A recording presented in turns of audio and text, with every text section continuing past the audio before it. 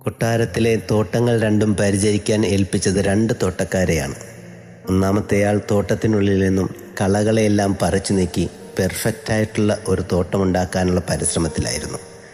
രണ്ടാമത്തെയാളാകട്ടെ കളകളെയെല്ലാം ഒതുക്കി നിർത്തിക്കൊണ്ട് പുതിയ ചെടികൾ വെച്ച് പിടിപ്പിച്ച് അതിനെ വളർത്തി പൂക്കൾ വിരിയിക്കുവാനുള്ള പരിശ്രമത്തിലുമായിരുന്നു.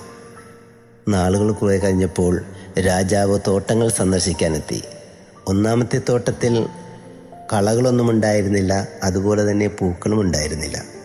രണ്ടാമത്തെ തോട്ടത്തിലാകട്ടെ കളകൾ കുറേ ഉണ്ടായിരുന്നെങ്കിലും അതിനെ അതിലംഘിക്കുന്ന രീതിയിൽ പൂക്കൾ നിറഞ്ഞിരുന്നു.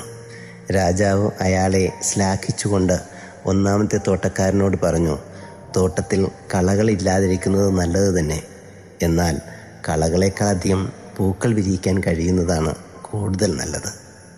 പ്രിയരെ, നമ്മുടെ ഓരോരുത്തരുടെയും ജീവിതത്തെക്കുറിച്ചാണ് ഈ കഥ പറയുന്നത്. നമ്മുടെ ജീവിതത്തിൽ കുറവുകളേറെ ഉണ്ടാവാം.